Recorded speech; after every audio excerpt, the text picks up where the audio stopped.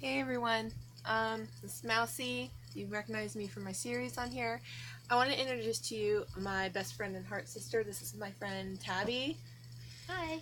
She is also a Spoonie, and I'm doing a special edition today and interviewing her. So I thought you're all tired of hearing about my problems, but thought I would interview her, use her as a guinea pig because I love her. Yay. So, sis, I want to hear the good, the bad, the ugly, doctors, conditions, how other people have treated you. Has it been good? Has it been bad? Yes, I know all the stuff already, but they don't. um, well, first off, my condition it goes by two names. It's idiopathic intracranial hypertension or pseudotumor cerebri. The idiopathic intracranial hypertension is the new term that more people are going for. Um, it's left me legally blind, so my acuity is good. But I have very restricted tunnel vision. So, and along with it comes migraines because of the pressure buildup in my head. So, a lot of that causes extra exhaustion, and some things that people do daily, just simple tasks around the house, can sometimes cause me to just need to sleep for a couple hours. Um, Doctors don't take kindly to my condition because up until about 10 years ago, it was considered just a female condition, just a condition that women in childbearing age get and women who are overweight. Well, now there's women who are 100 pounds soaking wet who are getting my condition, and there's children and men, and so studies are still out on exactly what causes it. Um, Doctors are jerks. They Agreed. always, yeah, they assume that you're just seeking medication, or they assume that you're not as bad as you say you are. Sometimes you get a good one, sometimes you don't. Um, I don't know what else. Your worst experience with the doctor for either you or the little ones? Um, there's a few. Oh, I know. But no, it's just, I think that doctors need to remember the oath that they took. They get so caught up in making money, caught up in a daily routine if they're a private practice doctor, that they forget why they got into being a doctor in the first place. They got in to help people. And their attitudes and their treatment of their patients a lot of the time causes more harm than it does good. And if they lived by that code and they remembered the treatment they got when they were residents, when they were interns, I think doctors would be a little more compassionate. Um, sometimes all it takes is you telling the doctor, what would you do if it was your mom? What would you do if it was your daughter? What was, and they kind of back up and think again about what they're saying. But, you know, there are assholes out there. We deal with assholes every day. Um, so the God complex does need to go away. Mm-hmm. Agreed. And they honestly need to keep sticking to helping and sticking to their code that they took when they went into medical school. I mean, if they followed that, I think we would have a lot less trouble with people with chronic illnesses feeling like the system let them down. So, Okay. Your best and worst experience from people treating you like differently or the same, like out on the street or family? well, that's hard because, like, not even my family fully understands my vision limitations. Um, I'm currently learning Braille and learning to use a white cane because eventually I will be completely blind. Um, and I've had it since I was 9 years old, this condition. When I first got told I had it, my mom had thought I had the flu for 6 weeks. So, I mean, that's how she didn't even realize what was going on. And my mom was a nurse. And, I don't know, the worst experience would be is people not understanding your limitations, period. You know, my husband tries to understand it. My kids try to. But it's hard when you have full vision.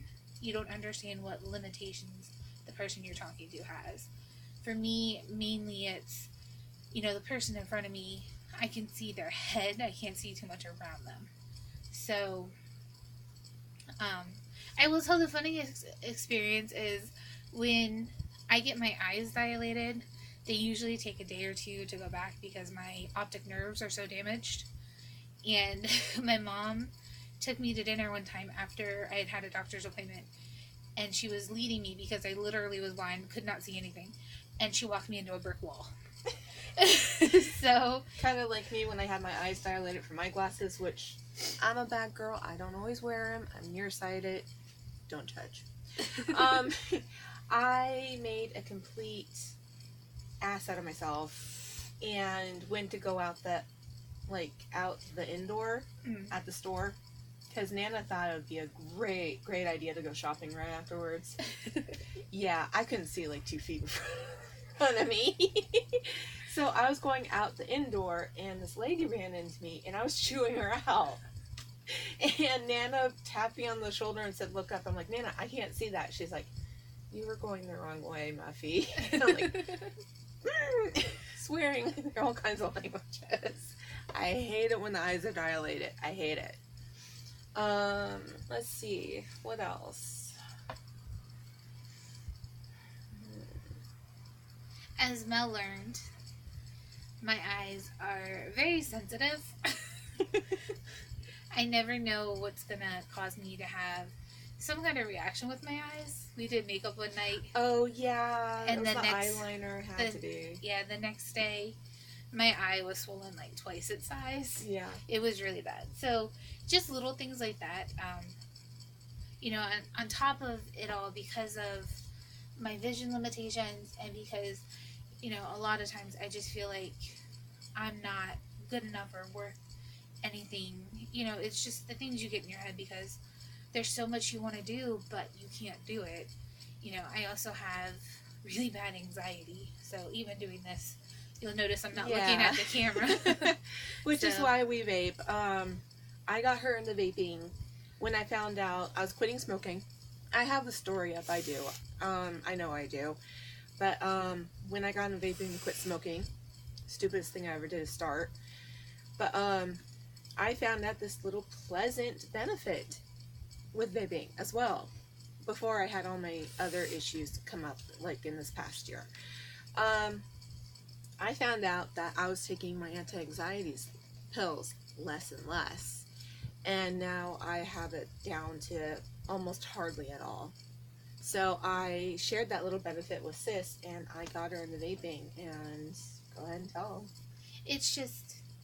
It's helpful with the anxiety medicine that I was taking. I was a zombie all day. And with anti-anxiety medicines, they want you to take antidepressants as well because they automatically assume that there's a connection there. So you have these heavy medications that keep you knocked out or keep you zonked out, like a zombie is what I call it. And sometimes they had adverse effects because I have a shunt, you can probably see it, that goes from my brain to my stomach. Sometimes the antidepressants cause issues with that. They increase the pressure, they cause double blurry vision, that kind of thing. So by being able to vape, I take my anti-anxiety medicine less. And I usually stick to 0-nic. Sometimes if on days that are really bad, I have 3-nic. And it helps. It calms it. And right now I'm just really anxious because I don't like cameras. So yeah, this is love, y'all, you know. Yeah. I think she figures since I flew, I don't know, 14,000 miles to come see her. Yeah. That she let me make her my guinea pig. But I thought y'all would be tired of hearing from just me. And would show you that, you know, there's so many different conditions, so many problems that come with it. you know, it's just how life is. You know, I'm still fighting SSI. They're declaring me that I can still work. Um, I'm still waiting to hear back on my court date. And it's just like has me like really uptight. I'm so scared they're going to deny me again. I know they denied a friend of mine who has Chiari malformation and Ehlers Danlos. Chiari, I'm sorry. I've gotten chewed out that once. Chiari, correction, sorry. That she's been denied 5 times. And if anyone knows about those conditions, those are life-threatening. And the condition I have, pseudotumor cerebri, intracranial hypertension, Chiari malformation, which is what Mel is talking about, that is also a side effect of pseudotumor cerebri.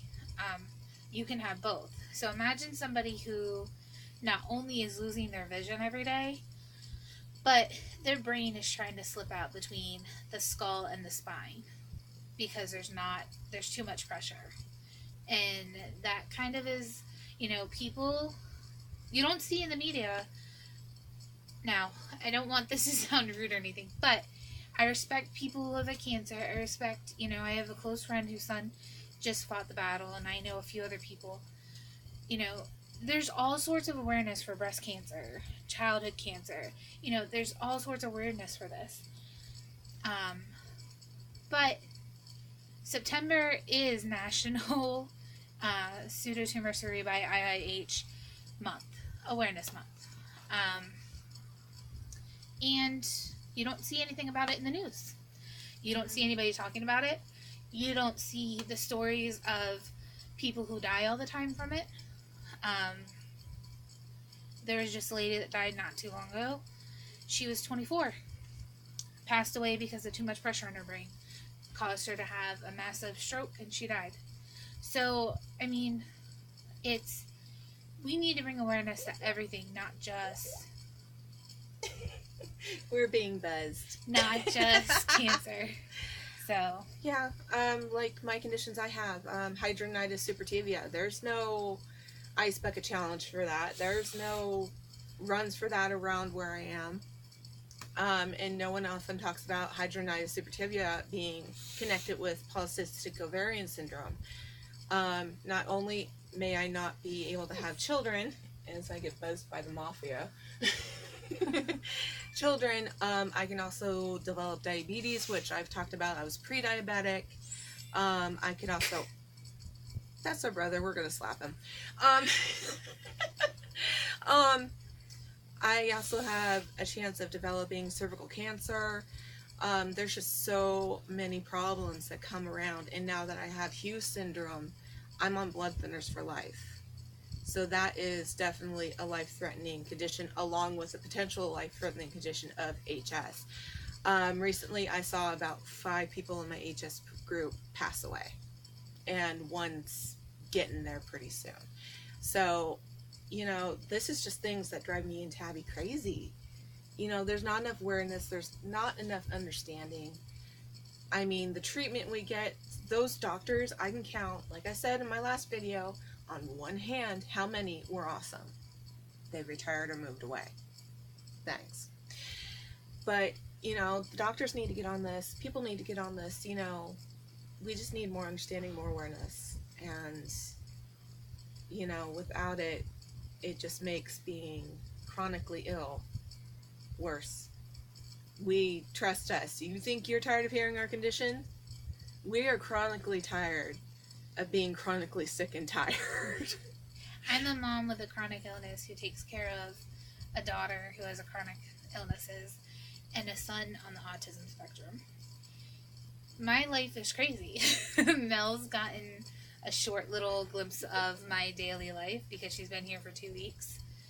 Actually, while she's been here because the kids just went back to school, there was a lot of calm days because we weren't running. But, 4 days a week, I'm at different therapies with my kids. On top of, if I have a doctor's appointment or I have training to use the light cane, that kind of thing. So, yeah, I'm tired of being tired. I'm tired of being told I shouldn't be tired. I'm tired of crying because I get upset at myself because I'm tired.